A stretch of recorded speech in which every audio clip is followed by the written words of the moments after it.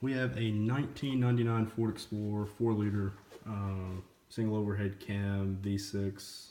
This engine was used on several different year models and also used in the Ford Ranger. Um, I've changed the valve cover gaskets because this vehicle has 275,000 miles on it. When I actually got the vehicle, which wasn't that long ago, it had never leaked. I had upgraded the oil, started using Royal Purple.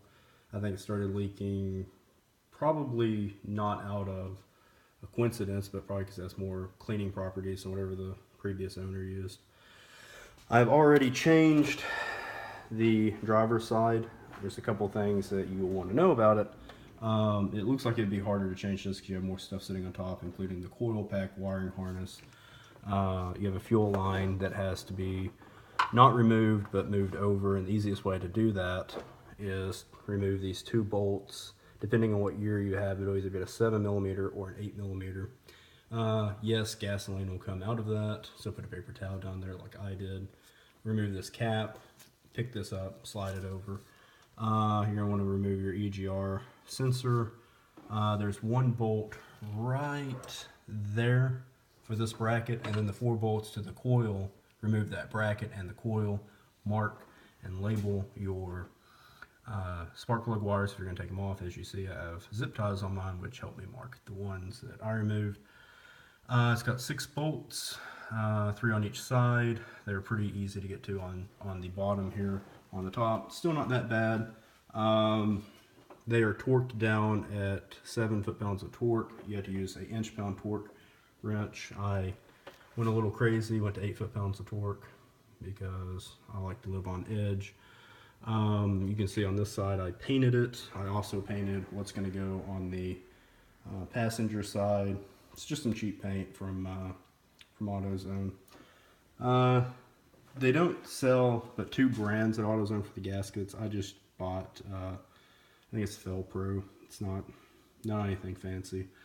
The biggest thing that you're going to want to do if you want to make sure this does not leak is take a look at all of the shininess on here. You need to take a wire brush and clean all the way around, make a complete loop. You want to get the top and bottom, clean it really good, and wipe it off with paper towel. Be careful when you're doing that. If you have a lot of debris, you do not want debris to get into the camshaft area. On this particular side, I found it a little more challenging because the bolt at the very back, right there. As you'll take notice, there's about 2 inches of clearance, and obviously with the valve cover on here, it's an even tighter fit, and that bolt goes in and comes out at an angle. Well, the first thing I tried, which did not work, was these very simple worm gears. They're about $7 or $8, Ryobi at Home Depot. I don't know why I used this. Even at 7 foot-pounds of torque, it couldn't remove that bolt, so it obviously broke this. So then I started thinking, well, you know what would work is a adapter. So because that's a tight spot, I went and got, because I didn't have one, which is kind of surprising, this gear adapter, quarter inch. I think it's $5, $4.97. 8mm quarter inch goes on here. Extension quarter inch, adapter to go into 3/8, and then I'm going to hook a extension up to this, and whenever this fits down there, it's going to fit slightly at an angle, bam, right onto that bolt in the back. All these other ones, you can still use this on it, but you really don't need it.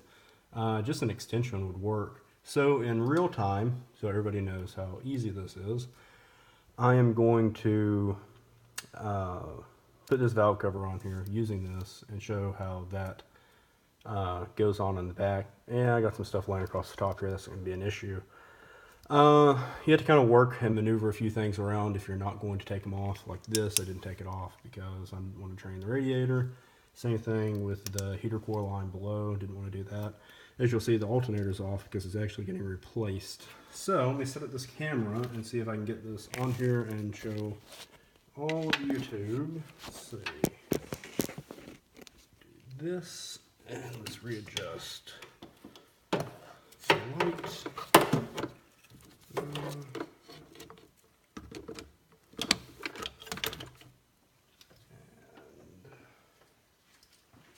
valve cover already has the gasket on it. This isn't super important, but it's actually got some little keepers that kind of keep the gasket in place, which is, I don't know, revolutionary thinking, Ford. Good job. Just get the tools ready. Okay. That ready. And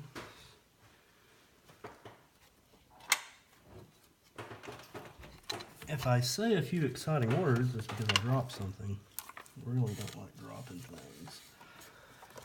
First things first, I'm gonna run this up under here and up under here. I see my gasket's already starting to come off its little keepers. That kind of sucks. This thing is kind of a pain because it's got this little bracket on here.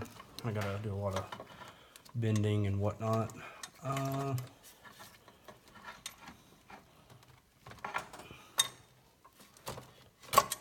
It's part of the battle. The rest is this other heater core valve. Make sure we're keeping everything.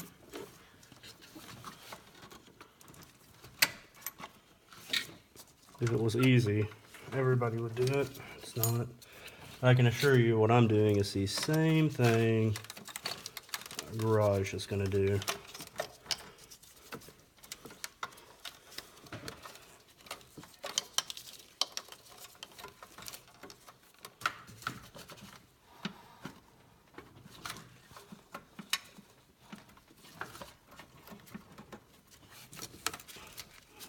By the way, if you have a friend to help, that would also be probably a little easier.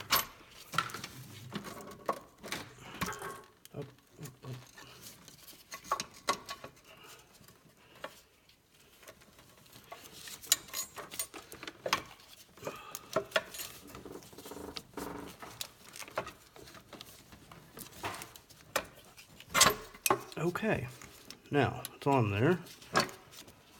Make sure we get all our little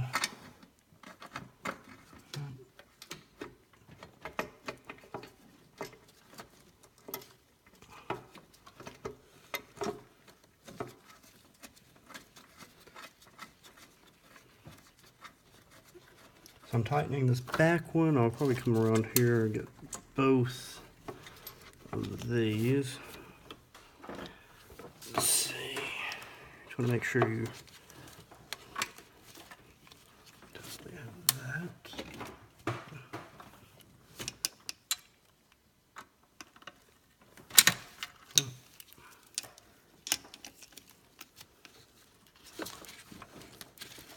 Oh yeah, a cameraman would be helpful too for this video. Take this little adapter off. We don't need it yet.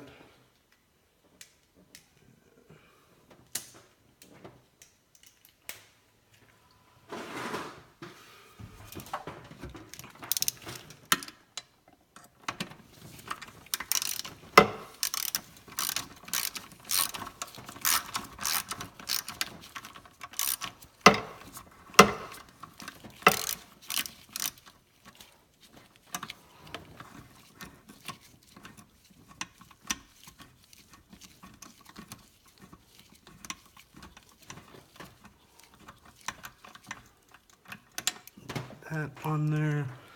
Now I'm going to get the bottom one, which is actually in pretty good view. Just started. I'm not going to tighten it all the way down. And actually that worm gear might be, or 1/4 inch adapter might be a little useful here. Not a super tight spot.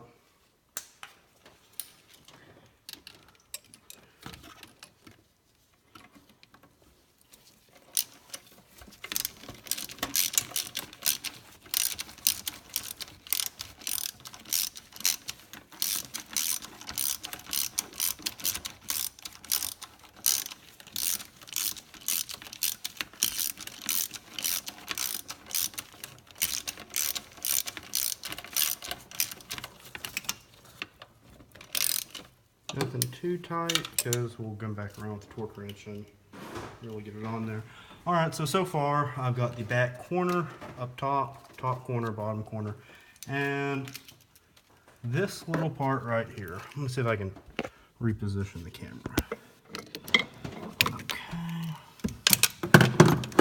Because some people are like, oh no, do I have to remove like all of this AC stuff? No, don't do all that. No need of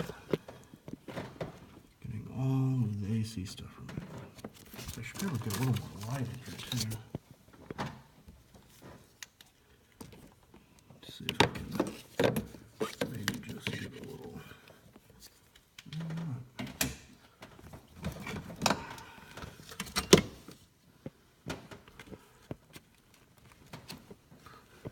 All of the lights, can't get a good angle.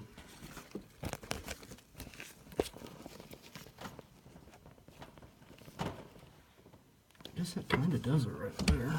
It's just up, up. Okay, now, first thing I'm going to do is I'm going to remove the extension off of the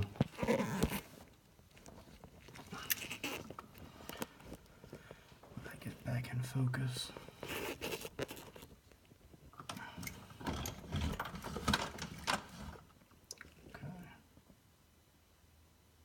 Okay, it's in focus, good. Let's see if I can find a way to just kind of...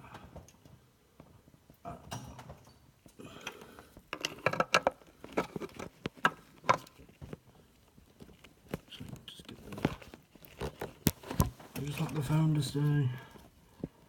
Sorry, YouTube.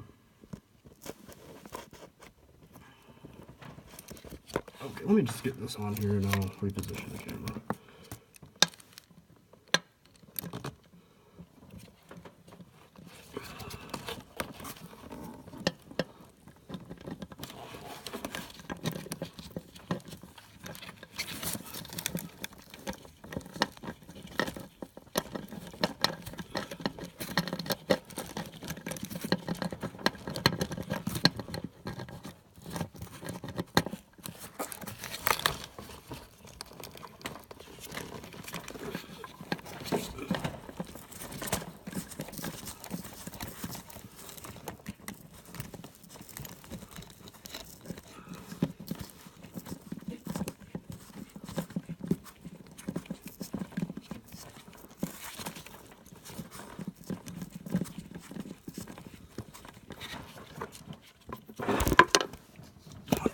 To see, all I have done is taken this extension, the little worm gear, put that over that bolt, and tightened it down. If I can find some way to, maybe even up here, might actually get it.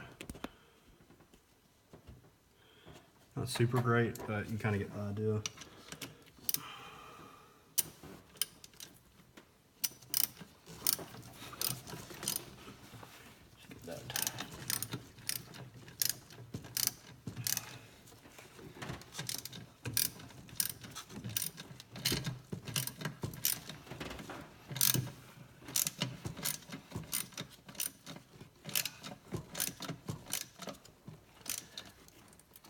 Alright, that is ready to be torqued down later. It's going to come back up here to the top. Put this on here. Actually, there's no need of having this gear on here for that.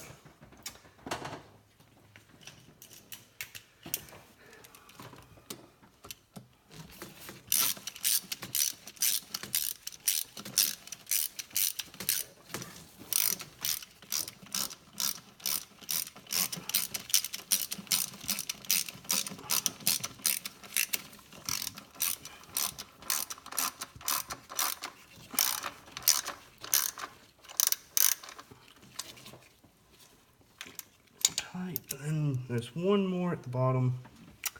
It's really not that hard to get to. Let me see if I can